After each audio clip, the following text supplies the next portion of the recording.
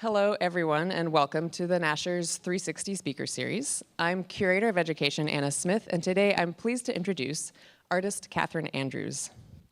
I'm sure many of you have heard the traditional curse, "May you live in interesting times." And here we are. Here we are, hosting Kathryn Andrews' pitch-perfect exhibition, Run for President, in what our label text has described as the heightened socio-political climate of an election year. In any setting, Andrews' work is incredibly smart, infusing viscerally attractive objects with layers of social commentary, art historical critique, biting humor, and a complex examination of where an artist exists in relation to her work. In addition to Run for President, which began its run at the Museum of Contemporary Art Chicago, Andrews has recently presented solo exhibitions at the Bass Museum of Art Miami and Museum Ludwig Colonia.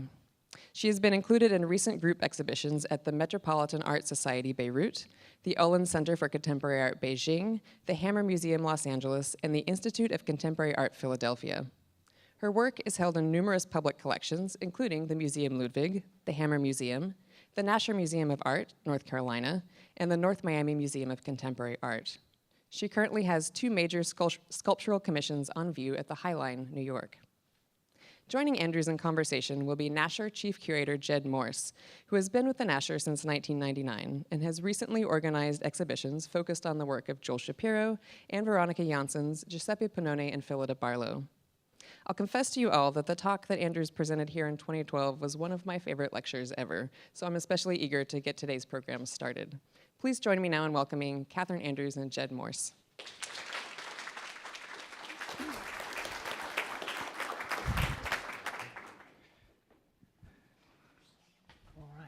Welcome, and thank you so much for joining us today, the opening day of Kathryn Andrews' Run for President. And in fact, I'm glad that Anna brought up that lecture that Kathryn gave here in August of 2012, because it was not only one of the most memorable artist lectures we have had, but it was innovative in the way that it presented the material, and also one of the most illustrative explanations of an artist's work that we have ever had. And so I just want to remind those in the audience who were here for that lecture, and then those of you who weren't here, Kathryn was trying to explain a central premise in her work, and that is that context affects meaning. So that when you change the context in which you see something, its meaning, therefore, changes. And to underline that, occasionally, as she was going through a very kind of traditional artist lecture, talking about her work and the various ideas that she was interested in exploring in it, occasionally, an image of someone laughing would pop up, and a laugh track would play with that. And these were interspersed among the various other images, the various images of her own work that she was talking about. And so occasionally, this would pop up, someone would laugh, ha ha ha ha, ha, and you would have this kind of very light-hearted experience. And so that set you up for the expectation that there is humor in her work.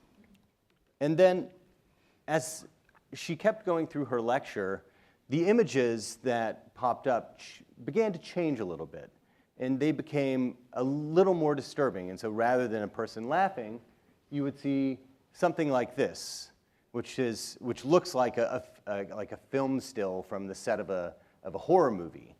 But the laugh track would still play.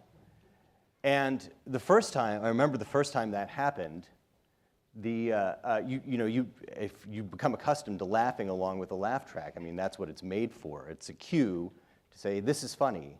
Well, the tension between what we're looking at and what we're being asked to do was palpable. And as these kept coming up, they became a little more graphic, a little more gruesome, and it suddenly was clear that this wasn't funny anymore. And so that tension built up to the end of your lecture. But it was an extraordinary way to underline this idea that the context in which we experience something affects how we interpret it. So one of the, this exhibition is another way that Kathryn explores that theme. And in fact, the work that you see on the screen now, which is called Gift Cart from 2011, she spoke about in that lecture in 2012, and talked about it as almost a kind of formal response to abstract expressionism, this kind of an object response to, and you used Hans Hofmann as an example, where the stainless steel cart becomes a frame, and then these rented gifts become blocks of color, a la Hofmann's paintings. But of course, now what's happened is that Kathryn has created a new context in which to experience this work. And so we see this object upstairs in our galleries against the backdrop of a photograph of Nancy Reagan sitting on Mr. T's lap. So I wanted to use this as our jumping off point to talk a bit about not only this exhibition, but also, and how it came to be, but also how it affects our reading, our understanding of these objects that were for the most part, made with other ideas in mind. Okay, that was a long introduction. Sounds like a good starting question, Judd. To just follow up on Anna's compliment about that lecture, that thing I did here in, was it 2012 already? Yeah. It should be noted, it was a couple months after I had given another lecture elsewhere that bombed terribly. It was really boring, no one laughed. And that made me think, maybe the lecture itself needs to do the job for the audience. So if I'm doing a bad job, the laugh track could do your work. And I would be fine. People would be, I would hear the laughter, and so my talk would go better. I would feel reassured. So I'm glad that worked in. We do not have a pre-recorded laugh track for this talk today, so we're relying on you. But in any event, I think your question is a good one, Jed, because actually that's something that hasn't been talked a lot about with this exhibition. The show was first presented at the MCA Chicago in November of last year and ran through May of this year, and then now it's come here. And there's actually a lot of text in the exhibition that's giving you historical information, or is it historic? But anyway, information about the background of the images, and perhaps a clue as to why they've been included. And interestingly, some of the texts were generated in collaboration. They were written both sort of by the curator, the MCA's education staff, and myself. And to be honest, as an artist, it's really interesting to undergo that process because there are lots of different people involved with a lot of different interests, and those interests aren't always in agreement. And in my experience of that, even the curatorial staff and the education staff were wrestling with what they each wanted to be sensed from that language. Mm-hmm. And, for example, could we use words that were more than 2 syllables? Because they wanted children to be able to read it too and understand. And this was something we actually talked about. And it's not unrelated to go back to this work and its relationship to that image. It's sort of like how, when we present things, can we make them consumable? Mm-hmm. And is the job of the museum to make it consumable to everyone, or what is that job? And the point I was making about what hasn't been talked about in the show is that the labels give you a lot of information, but I was interested in what would happen when you put these works that sort of already have a set of meanings in relation to these images that also have a set of meanings, and could that combinations sort of amplify the sense. And I think for me, it happens in this piece. One thing I was thinking about with the gift cart is it's sort of this fetishistic frame, but it contains what appear to be presents. And these presents originally came from a Hollywood prop shop in Burbank. I rented them. They've been rented for 99 years. And the owner owns the cart and the rental agreement and gets to have the presents until he doesn't get to have the presents, which feasibly the prop shop will probably be out of business at that point. No one will care. But I was interested in how they were sort of symbolic of exchange, but they're empty vessels, really. There's nothing inside. And how my gesture as the artist is maybe located in this frame. So it becomes the surface that's containing something else.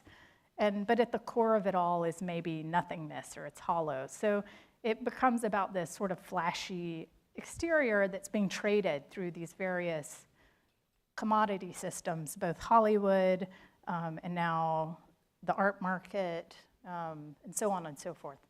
And I guess the point to make about what happens when it's combined with the imagery, that specific image depicts Nancy Reagan and Mr. T at a holiday party at the White House. And this was in the 80s. And Nancy invited Mr. T to come to the White House, and they sort of joined forces in their sort of, I guess I'll just say their war on drugs, their sort of individual war on drugs, which they were approaching differently. And Nancy saw, oh, Mr. T is like, he could appeal to certain groups maybe that she didn't have access to, and he's a celebrity. Sure. So she invited him to work with her on that. And so Mr. T came to this particular holiday party, and what I was struck by is if the Reagans have sort of come to be emblematic of a certain era and its association with consumerism, like the height of the 80s and Right. Sort of American capitalism, that Mr. T participated in that same system, but differently, where his own persona is sort of, though humorous, also extremely critical of that system. And in this image, I was just totally in love with it, because for me, Mr. T was one of my childhood heroes. But here he is in his full regalia, and it's so intelligent. You know, he's wearing this like wrestling version of a Santa suit. He's got a cross, but as well as the Star of David. And he's wearing both at the same time. And somewhere he said he would wear up to like $300,000 worth of gold chains at any given moment. And this Christmas tree is behind him, and he's doling out presents of himself, like these doll replicas of himself. And I liked this image for a lot of reasons. You know, I think for Nancy to be sitting on Mr. T's lap, you know, it's like still in a time where now we have Black Lives Matter and the Dallas shootings.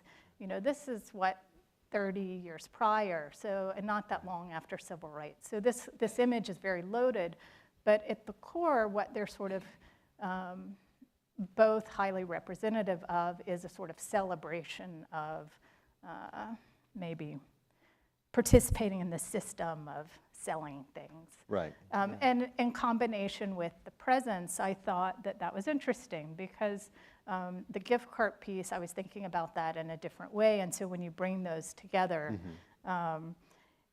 in combination, they start to perhaps talk about a bigger cultural system and the many ways in which commodification happen that are bizarre, frankly.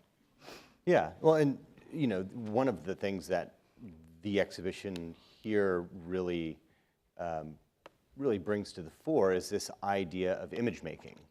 You know, in this photograph, we have you know, two figures who are very keen at managing their own images. I mean, the Reagans started in Hollywood.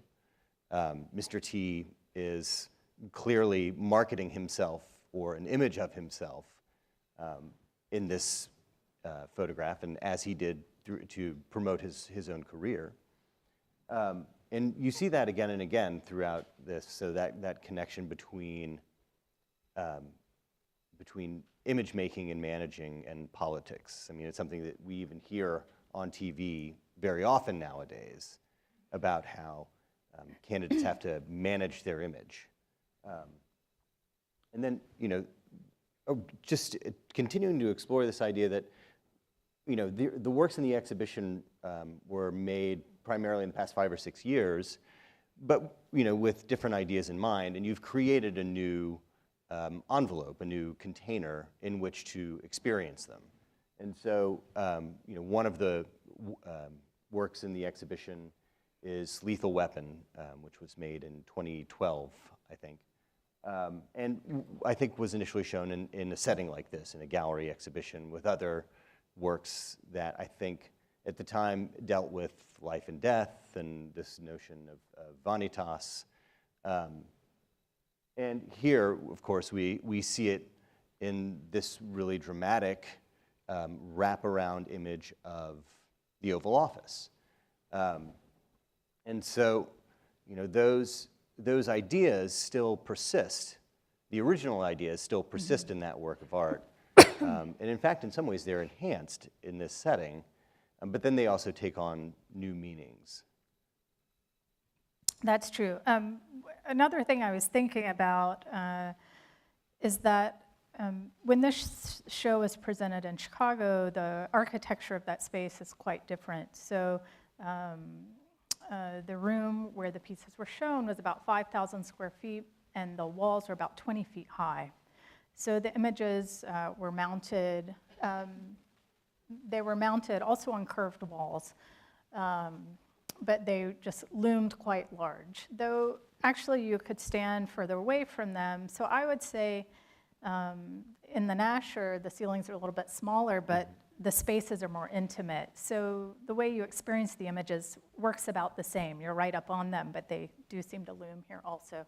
And when I had the idea about the combination of the images and the artworks, one thing I was thinking about was that it would be somewhat funny to show my work in the situation of imagery that dominated it. And in fact, you might not even really see the work or the art objects because you're so overwhelmed by the presence of these huge images initially. And I liked that idea because often in things I've made, I've been looking for ways to sort of counteract what I think of as a sort of historic way of consuming artworks, which is when you come to the work, you sort of look at it and you may reflect upon it, and then you see the artist's name. You may learn a little bit about the artist, and then once you've done that, you begin to develop an association between whatever that artwork is like and the artist's name. And so then when you go forward and you look at another work by that artist, it brings up that association in your mind. You're like, oh, I've seen a Picasso before. Picasso's doing this, and you see more and more, and then you begin to develop an idea of what Picasso does. You could pick any number of artists for this example. But, and I was thinking that the problem in that is that once in your mind you've developed a sort of set of assumptions about what that artist does, when you come to the next work by Picasso, you cease to really look at it in a more open-minded way, because you've sort of pre-decided, oh, I know what they're doing, or I have an idea of what they do. And for me, that was problematic, because I was doing certain things, and people were coming to them and saying, oh, it reminds me so much of this that I've seen before. I know what that's about. And I was like, oh, that's not my motivation. I'm looking at something else here, but people couldn't get that. So then I realized, oh, okay, this is a problem. Like, how people even approach art is sort of preconditioned by the viewer's assumptions. So I could have like a whole set of interests, but the viewer may never get that. So I, at a certain moment early on, decided like my work has to deal with that problem first before it can even begin to take on other questions. So I began thinking about how I could make works where my presence in the work or my gesture or sort of the sign of my hand would be removed or repressed or pushed outwards or pushed to the frame. Right. And then there perhaps would be something else that seemingly was the subject or the central element of the work. And this combination, I think, is kind of interesting in that regard because it's a really good example of that. I began at a certain point, I'd had the idea like, okay, maybe as an artist I can make every work look really different from the last, and so people would never know who the heck was making this work when they saw it. And I tried that for a while, and some people were like, okay, but what does this have to do with it? Like, what is any of this about? It's too confusing. We can't access this. We can never get into that. And I was like, all right, well, maybe that's not the way to go. There are some artists who I think are highly successful who've worked that way. One of my favorite artists works that way, but I won't name names in case some people think that I'd be speaking pejoratively about that person. But they're now quite successful, but they're in their 80s. And it's taken that long for people to understand what they're doing. Right, so I was thinking, okay, that might be a problem. So I began looking for, almost like a brand or some kind of marker that would be a clue to the viewer that though the forms of what I was doing might change from work to work, right, there was something that was perhaps signature.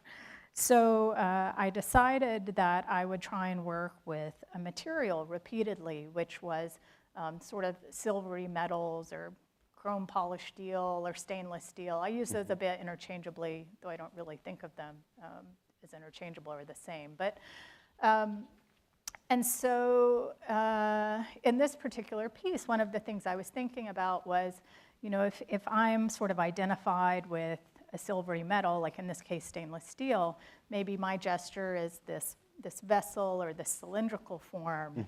And then at the core is this thing that is actually a pretty important cultural relic, at least in my opinion, right, but probably a lot of others, which is the gun from Lethal Weapon that Mel Gibson used. I think it's actually Lethal Weapon 3. And it was used on the film, and I had the ability to purchase it. And I thought, okay, this object has some cultural currency. Many people know that movie. Tons of people know Mel Gibson. And interestingly, as I was doing research about the object, I found out it's in fact a real gun. It wasn't a fake prop gun. And so I decided I would buy it, and then I was informed, to complete this, I hit the pay button on whatever site it was, and I was informed, to purchase this object, you have to be a registered gun owner. Right. I thought, that's fascinating. So then I proceeded to get registered. I'm officially a registered gun owner in the state of California. And I picked up the gun after my background was checked, and I passed.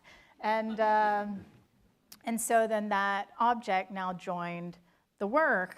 And then I went through a quite complex process of trying to de-accession the gun, which is to essentially make it not a gun. Right. But so to get back to this point, though, in this combination, you have the gun at the center, and because it's a Hollywood relic, in some ways it has a lot more cultural currency than Kathryn Andrews, if that in and of itself becomes a commodity. Why? Because more people know Lethal Weapon than the artist or art. And so I liked that this sort of fetishistic thing was at the center, but simultaneously, when you look at it, you're essentially peering into a void. So it's not just like it's any object at the center, but you look into it and you see a hole. Yeah.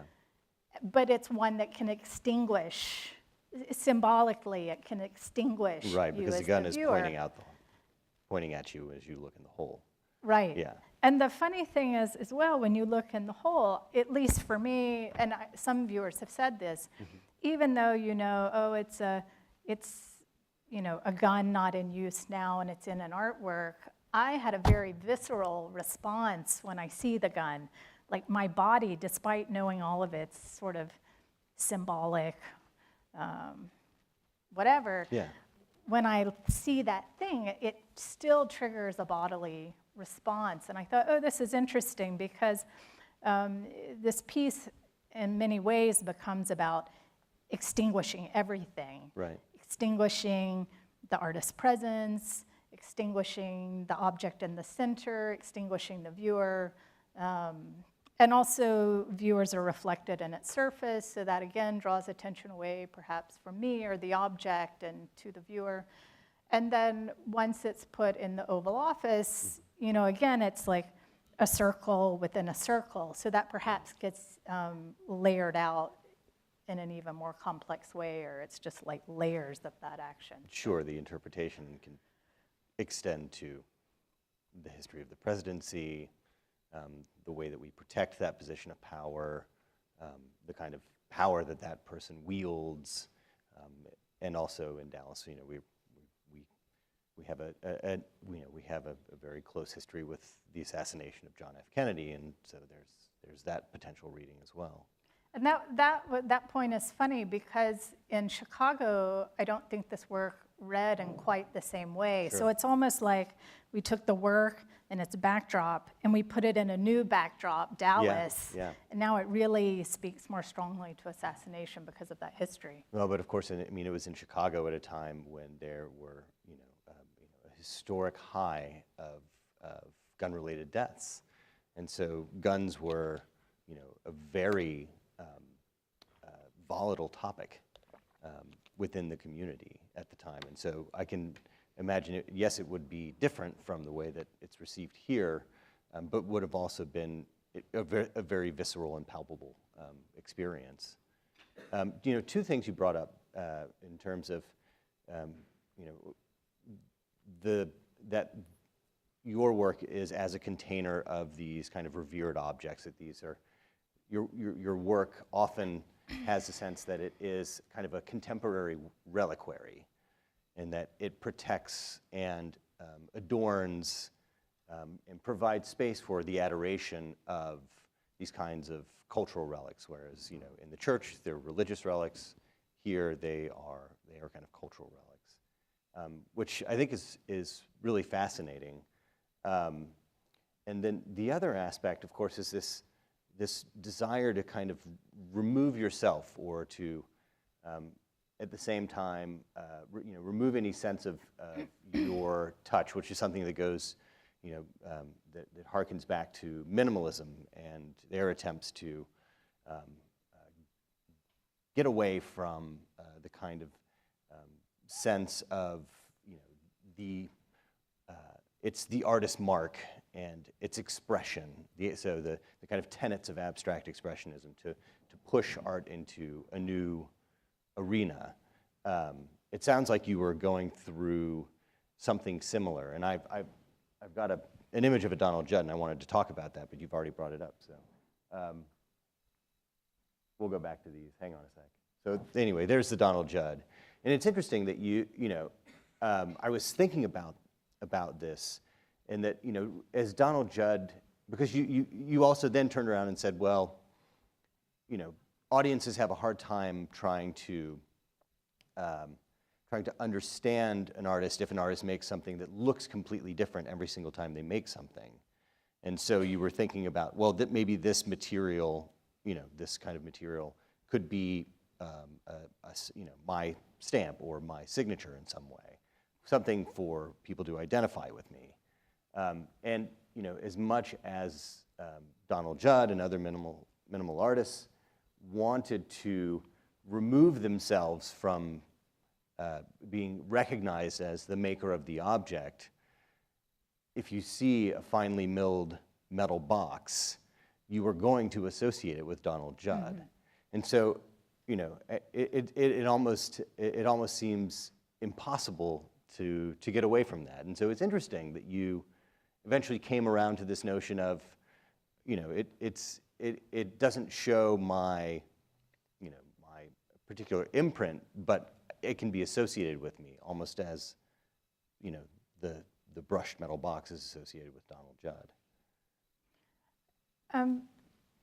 Yeah, I think to respond to the first point you made where you were differentiating between religious relics and cultural relics, I would probably say, Hollywood is the American religion. So I wouldn't necessarily make a distinction there.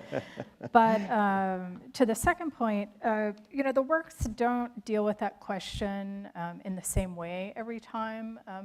I've thought about it in a lot of different ways. There are works I made where I use props, so we've talked about that. There are other works I made that used something that's maybe performative or it's changing in time, and the balloon gate piece that you showed earlier is a good example of that. This piece sort of, it has balloons put on it at a certain time and they change, and then it has a set of instructions that come with it, and so it has a birthday every year, and its owner can, the balloons create a sort of problem because they're more or less rotting. And so the owner can choose to alter it. If the owner wants to respect the rules of the piece, they can choose to alter it on its birthday once a year. And its birthday is coming up soon, so we'll see what happens here. October 12th. Yeah. Great. But what I was thinking about with this work was not only are the objects changing in time and space, so it's sort of like a Dorian Gray version of a Hans Hofmann painting,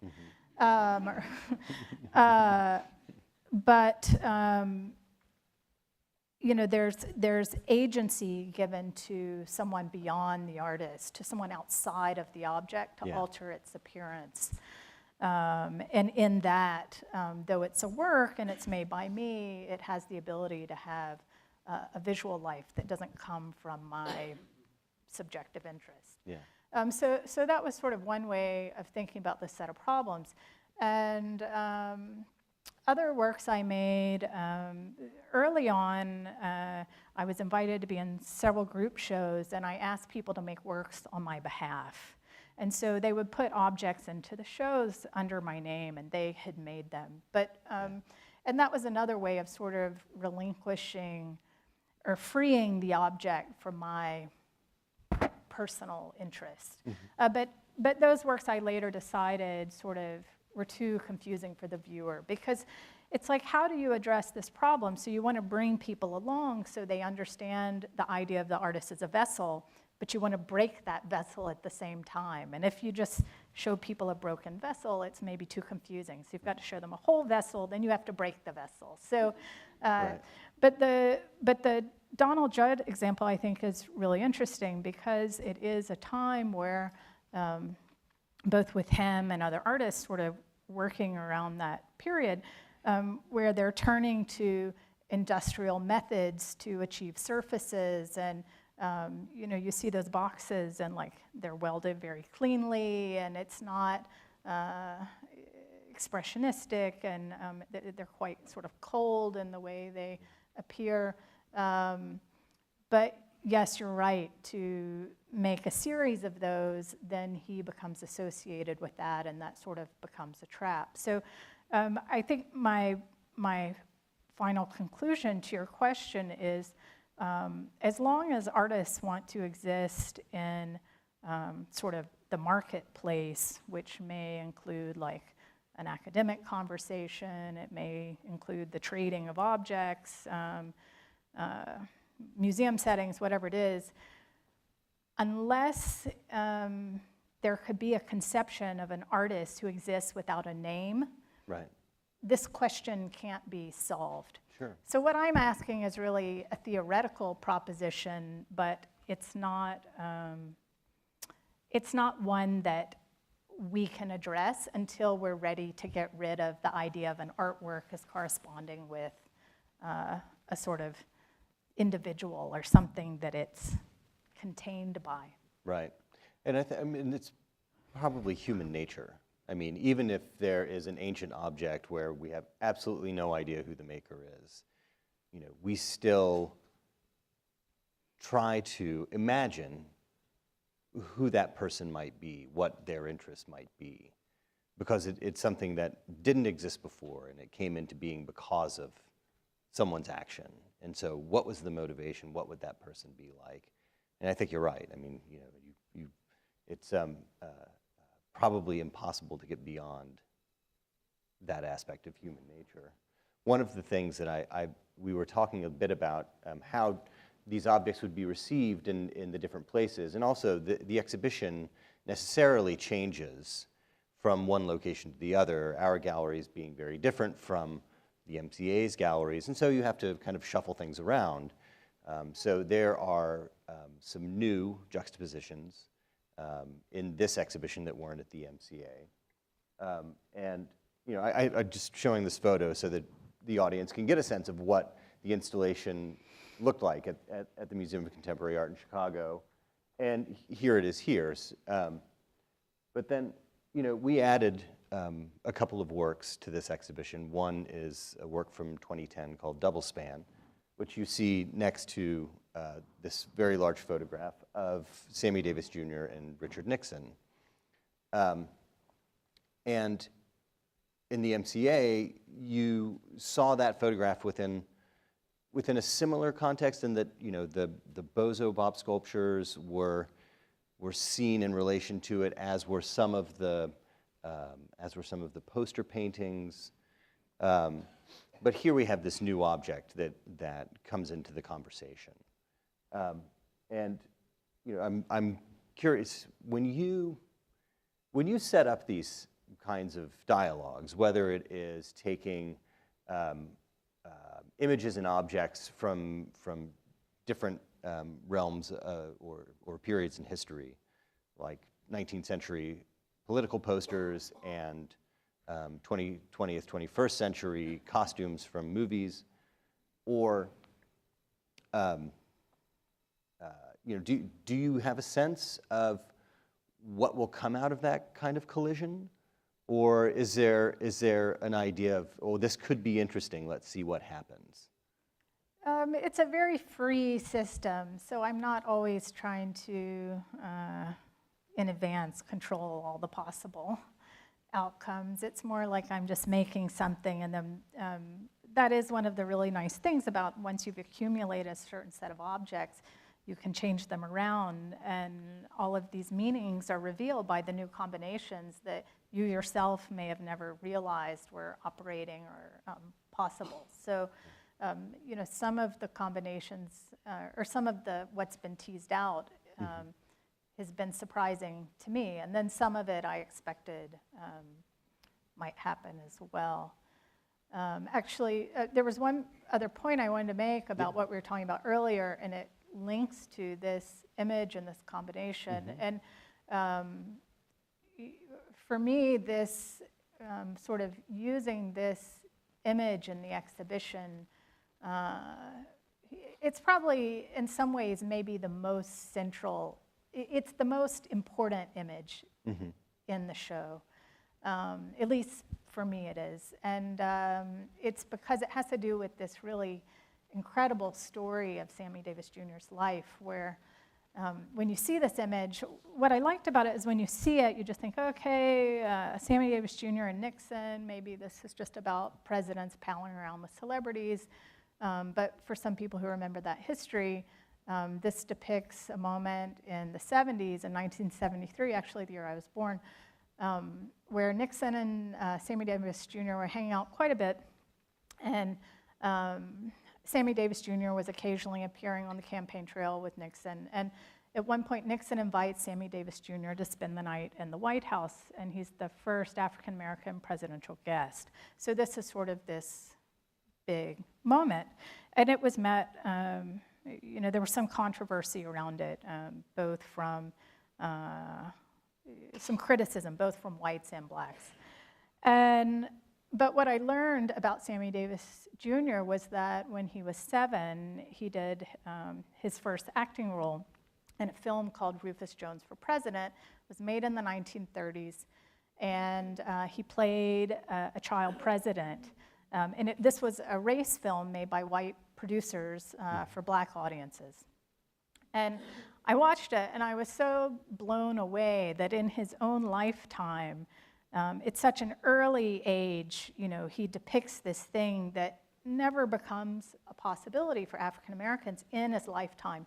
Yet he then later in life has a physical relationship to the White House. So this was such a sort of surprising connection. And I saw that this image could be used to sort of get to all of that complexity. And I was thinking, it's very emblematic of like questions of freedom within America. And in relation to this artwork's called Double Span.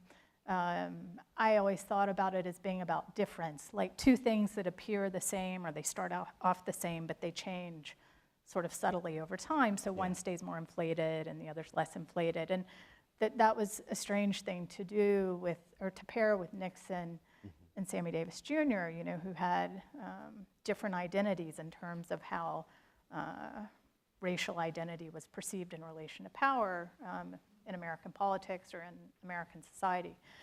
And, but to take it back to the earlier point, I think there might be one way to sort of break this sort of stranglehold of our interest in like always placing an origin on something, or having a way to like define something.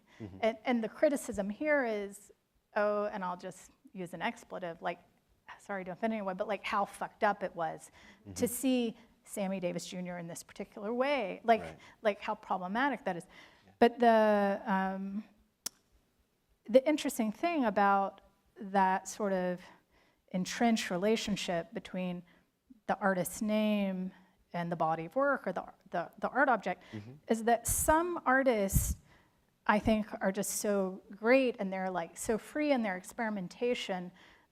Like you could take like Picasso, for example, or I like to think of like Richard Prince, who's dealing with this, or Mike Kelly, and Lutz Bacher is a good example, where the artist makes a set of works, people learn about those works, and they think of the artist as interested in the blue period, or whatever the thing is, and then lo and behold, the artist then whips out another set of works. And so now the idea of Picasso is not just the blue period, but it's this and that. And then they come out with the next body, and it totally overturns sort of the interest of the previous body. So it keeps getting bigger and bigger and bigger. And in the end, the name Picasso perhaps becomes emblematic of an idea about freedom. It's like it represents just huge experimentation and the ability for something to take on many forms. That's interesting. Yeah. There's something that happens. I mean, we've been talking about primarily kind of the chrome polished, the highly polished chrome and steel works. But there's such an important element of this combination of image and form that runs not only in a number of works in this exhibition, but throughout your work as well. And so if I can, I'm going to skip this one and jump to, well, we can come back to the hobos. But let's talk about the poster paintings, because they're really fascinating, and it'll help us lead into a conversation about a selection of objects from the Nasher collection, which you have made. And so the poster paintings combine 19th century political posters with costumes from 20th, 21st century movies. The one here is titled Spider-Man for President, because it contains a costume worn by Tobey Maguire in the 2000, was it 1 or 2 Spider-Man movie, which you can see in a little window on the side of the painting. And So there are 4 of these works in the exhibition. There's one in the entrance bay, which is Wee Man for President, which has a costume worn by Jason Acuna, who portrayed Wee Man in the Jackass movies. And then there's another Joker for President, which has a costume worn by Jack Nicholson when he portrayed the Joker in the Batman movie. And then finally, one called Trinity for President, which was worn by the character Trinity in The Matrix. And so, again, these come back to this notion of reliquary, but the combination of the object and the image creates a certain disconnect. I mean, that's not entirely clear. And so, how do objects and images, do they need to make sense for you, or is it better if they are not directly connected?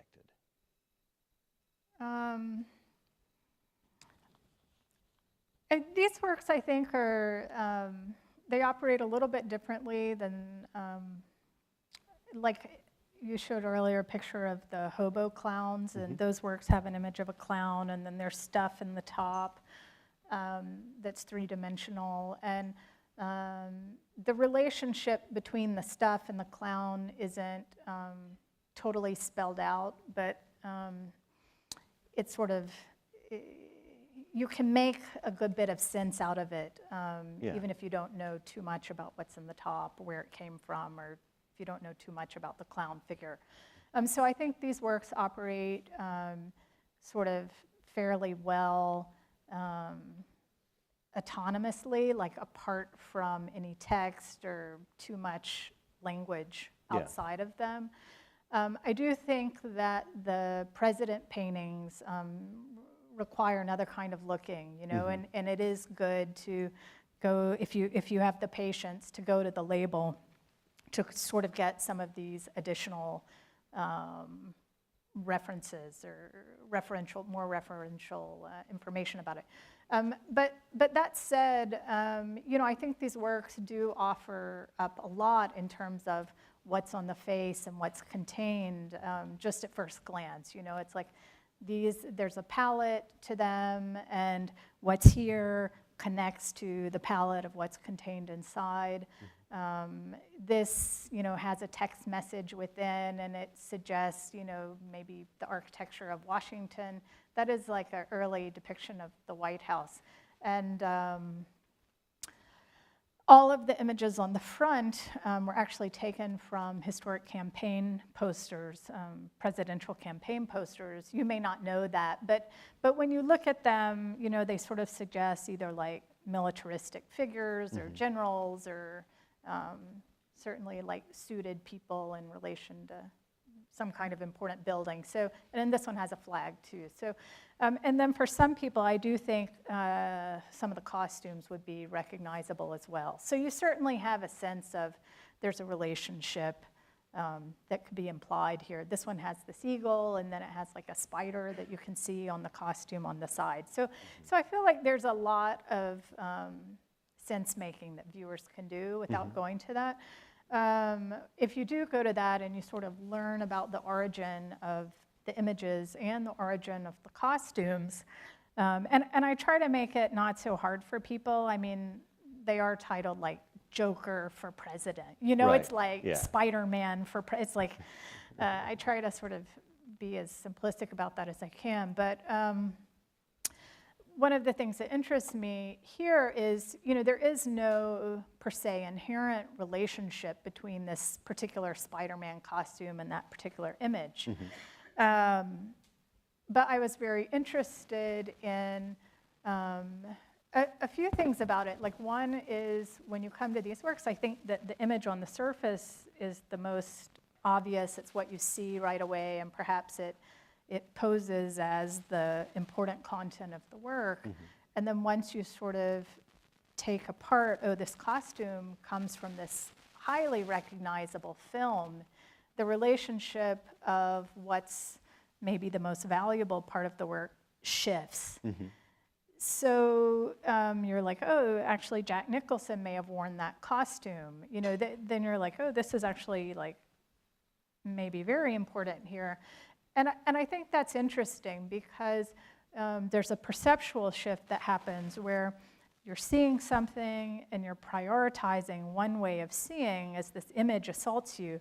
And then as you learn about the costume, then you're prioritizing, and if you see that as more valuable, you're prioritizing an image in your mind of the film and Jack Nicholson's importance, societally speaking or culturally speaking. And so, and all of that comes through this sort of like ragged thing. You know, like the costumes are sort of forlorn and not that fancy, and they've been squished into this long compartment. So, so there's something humoristic about their importance and the way that they're displayed. So the works are really sort of toying with that way that we look at things and trying to create a variety of ways of seeing within the same work, so that you might see yourself shifting between different ways of perceiving.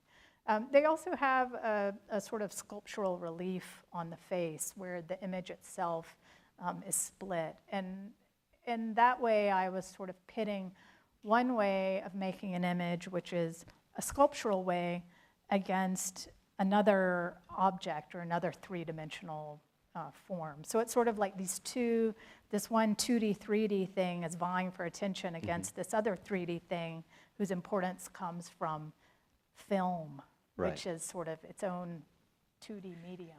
Yeah. So. Yeah, and you end up drawing, I mean, just putting those two things together, you end up drawing connections between, you know, this 19th century Currier and Ives image of William Harrison and Spider-Man, you know, or Tobey Maguire's portrayal of Spider-Man. You know, your mind tries to make sense out of why these two things are together. You know, and you mentioned at one point, you know, that those characters were figures of power or heroic figures. Is that right? Yeah, they're all heroic figures within different films. Yeah. So you know, I mean, you can come to these and think, oh, these things really don't have anything to do with each other, but perhaps it's like time to change the mindset. And like with Reagan being president, and Arnold Schwarzenegger, and now, you know, Donald Trump coming from reality TV, and now he's the leading candidate as of yesterday or whatever. You know, so it's increasingly, you know, the Jokers, the Spider-Men, the Trinities, you know, maybe increasingly their viability is more and more real. Right. Well, I mean, exposure breeds familiarity, and you know. So I'm going to skip over. This is Joker for President, and I wanted to, you know, this combination of image and object reminded me of Rauschenberg, who did these solvent transfers of images onto, you know, onto various surfaces. Later in his career, metallic. Earlier in fabric and wood and plexiglass, and then combining them with various either selected or found objects. And you know, one of the things that is interesting to me about the juxtaposition of, you know, Rauschenberg's work is, I think, in some ways, it's kind of riotous in the way that it uses imagery, whereas there's you know, particularly within the political poster paintings, there's a clear kind of, you know, there's a greater clarity to them. There's this image and this thing, and let's consider those together. I'm curious about, you know, your response to Rauschenberg and what he was doing with this kind of combination of image and object. Rauschenberg is a really good example, and perhaps one of the more obvious examples. But for me, strangely, he's not someone I think of a lot in terms of my interests, and it's not because he's not playing with 2D, 3D combinations, but I think perhaps his sort of use of so many images in any given work is one of the reasons why I never latched onto him, because the way I do it tends to be much more pointed and more limited, like it's like one-to-one, or there's fewer things going on.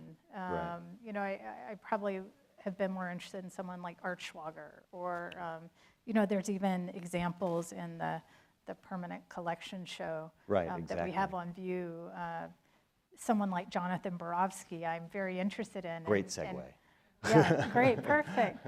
And for people in the audience who don't know, Upstairs is a permanent collection show, which I work very closely with Judd on, and with Lee Arnold, the curator here also. And we sort of culled images from the collection, and the starting point for the exhibition is I was curious about works that maybe had not been viewed or had not been on view often in the galleries. And I sort of started with this Borowski work, which I found to be very strange. And if you see it in person, it's massive, but it's flat. And I was intrigued by how it could work in the Nasher galleries, which I think are so about materiality, with the travertine walls and the light, and in such a beautiful way. And so it seemed quite funny to put this flattened man into this space that's so about experiencing presence. So this work, and then also the Nancy Grossman work, I think is a really interesting, powerful piece. And it's perhaps the opposite of this, though it is sort of graphic and being black and white. Yeah. And in the permanent collection show, I made a joke the other day, like if it has a title, it's maybe Nasher graphic, but the Nancy Grossman work is, it lends to that maybe because it's pornographic. Right. I've got we'll get that there in a minute. In the Johns together. But that work, it sort of has this nose protruding that's white with this leather mask. And formally, there's sort of a funny connection between this and that. And but you were asking about works sort of that have that 2D, 3D play. Right. This kind of, you know, imagery as sculpture, essentially. Mm-hmm. And all of the majority of the works in that exhibition, I think, are looking at questions of the 2D and the 3D. In a variety of ways, in many different kinds of ways, like the Dubuffet piece where image. This is a very funny example because it's not flattened. It's not using the rules of image in the way that it's dimensioned. It's opposite. It's this 3D object with this funny cartoonish pattern on the surface. So it works very differently than, say, like the Antony Gormley piece. I don't know if you have an image of that one, or we'll come to it. Yeah, we'll come to it. Those. Do you have the installation viewed, Judd, of the two together? I do. Hang on, let me kind of towards.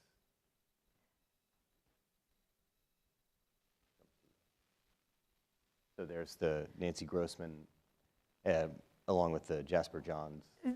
This is Nancy Grossman on the left, and then there's an additioned work that John's made that has a shoe that looks like a relief, and at the tip of the shoe is a mirror. So, you know, if you were to put your shoe under a woman's skirt, you could see up it. And I was really interested in this combination between these two works, and yes, they probably haven't ever been shown like this together. But then also, and the funny thing is, Lee and I sort of worked on a potential arrangement of objects in the space, and then they installed it prior to my time here, and so once they did so, they were sort of wrestling to make all the objects work in the space. And so when I arrived, the arrangement was a little bit different, and that was really interesting, actually, because relationships were teased out between the works that I didn't know would happen. And this is a really nice combination or example of that, where you have the Dubuffet with this image on the surface, And the Gormley piece is almost like a 3D version of a 2D drawing. It's perhaps the exact opposite of the Dubuffet. And in seeing them together, you can really sense that difference. And I don't think I ever would have thought about that, but when I saw that, I thought, oh, that's quite interesting. So Yeah, the Gormley is kind of like cross-hatching come to life, where the cross-hatching, brings to form, a silhouette of a figure on the interior of this kind of diffuse field. Let's go back to, we can talk about that if we want, but we were talking a bit about, it's a good image. this is one more example of those combinations. We decided to include the Caro piece because though it's three-dimensional, it's made out of a lot of flat forms that have been joined together. And then in addition to that, when you see it in the reel, because it's monochrome and it's such a specific sort of vibrant color, you can see it as if it's almost flattening out. And then as you walk around it, as you move around it, it flattens out in different ways. And within the galleries, its placement's really interesting. And again, I didn't know this would happen. I think you might have it, Judd, in the slide before, just after. There's two things that happen with it. One is this one with the trees. Okay, yeah. This one. You get the trees behind the building, and so in combination with it, so it becomes sort of this field of green, which is a really nice moment. And if you are able to walk outside the building, you can do this later if you're interested. You can look into this gallery, and there's a box with some collaged drawings on it by Basquiat, and there's a giant green form on one of them. So there's a really nice play between those works as well. So there's sort of some interesting moments. But I think your question was I interested in Rauschenberg? And I've more been interested in the many different ways to talk about this dichotomy of where we see image versus where we see material or materiality. Yeah, we were even talking about that kind of dichotomy. We talked a bit about things like the Medardo Rosso sculpture, which is just outside here downstairs. So not something that you selected, but nonetheless, it's interesting to think about in terms of kind of the pictorial quality or the pictorial nature of some sculpture. So whereas Borowski painted a plank of wood and then stood it up, I mean, it's as much a painting as it is a sculpture. Medardo Rosso, of course, wanted you to experience this really beautiful, translucent, kind of visceral object only from the front. And so it was supposed to be just a visual experience. There was this kind of sense of this image that was shrouded in hazy light. And so all of the great kind of steel and plaster that you see on the back, he never really wanted anyone to see. And so it's taking this really compelling three-dimensional sculpture, and for him, really reducing it to some kind of pictorial image. I thought it was quite interesting that show was happening at the same time as the other show, because though you have the George Segal work, which maybe proposes a three-dimensional figure against a photographic field, the focus of the show downstairs is really about the material of plaster. And so it's perhaps the perfect counterpoint to the upstairs show in terms of what we've been talking about, this relationship between image and material, or image and object. Well, we've been going on for a while, but maybe we can open it up to a few questions from the audience. Yes? Can you talk a little bit about the Oldenburg that you pointed out? That Oldenburg is interesting, and then there's also the one downstairs that's on view simultaneously. I I mean, in general, I think of Oldenburg, though he's often working with three-dimensionalized forms, as having a funny relationship to cartooning in blowing up forms and making them sort of absurd or not themselves. And you know, this work actually has a very big three-dimensional presence in the gallery. But I was thinking about its relationship to pop, and pop certainly having a conversation or an engagement with image. Also, the specific object itself is an eraser, and that made another kind of connection to the idea of like writing or the graphic. And so the way that it relates is a little more roundabout. But Yes. I'm interested in how political context and identity affects your work. So I see a lot of that, and I was hoping you would speak to that. I think the show very pointedly brings that out in a way that other works I've made don't do so overtly. I certainly think about that question of agency, or that question of how an artist's name gets associated with an artwork in terms of the political. And I'm a woman artist, like working in a man's field, more or less. So I think about it quite a lot, and that has been a very big motivation to try and get away from the sign of my hand. If that gets codified, not that a woman's work necessarily looks different than a man's work, but once you put a female name to an object and a male name to an object, people are automatically going, okay, this one was made by a woman, blah, blah, this is made by a man. So sort of stripping my work of the signs of the hand has been, in some ways, a reaction to that.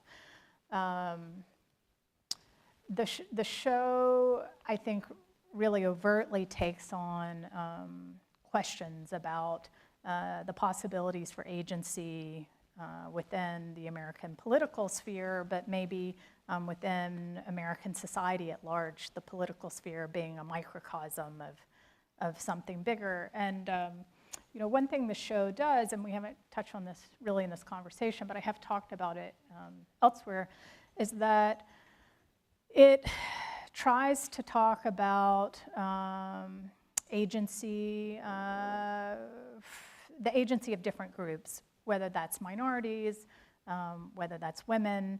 And at a certain point, when I decided I was going to work with the presidency as a subject for the exhibition, I was thinking, okay, well, how will I do that? Like, will I show images of women, and what works would those be? And I've made a lot of works with images of women.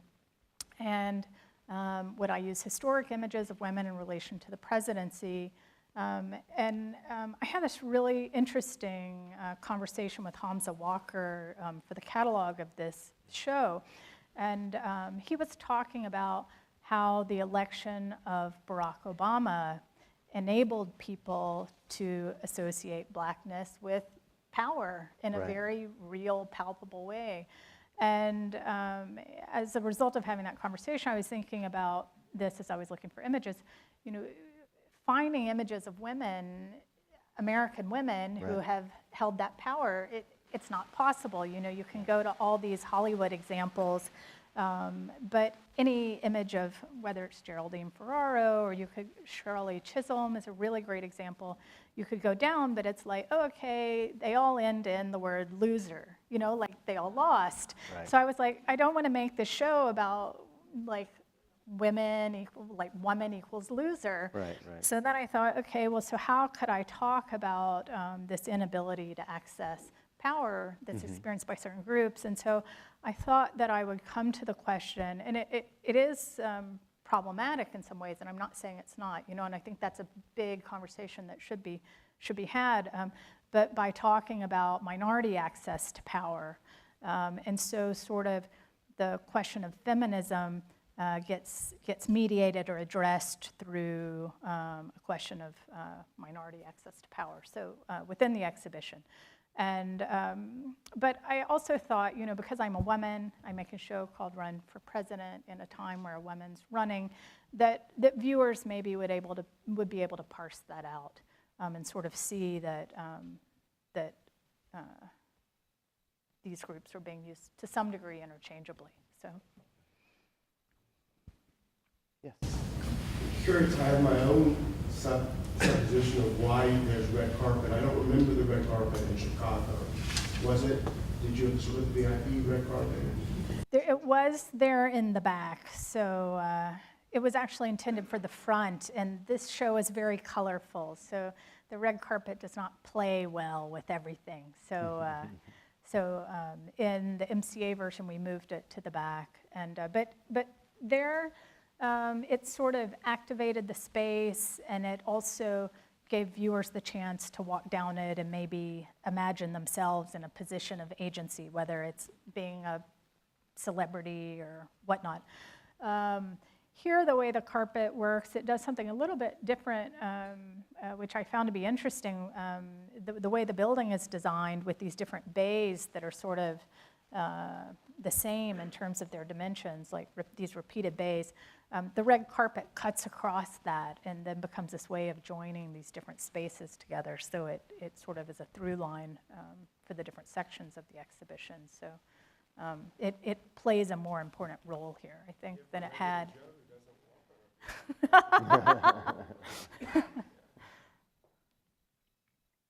Well, we can continue the conversation at the reception afterwards. So if you have more questions, please feel free to come up and ask of us. Otherwise, thank you very much for coming to this 360, and look forward to seeing you again.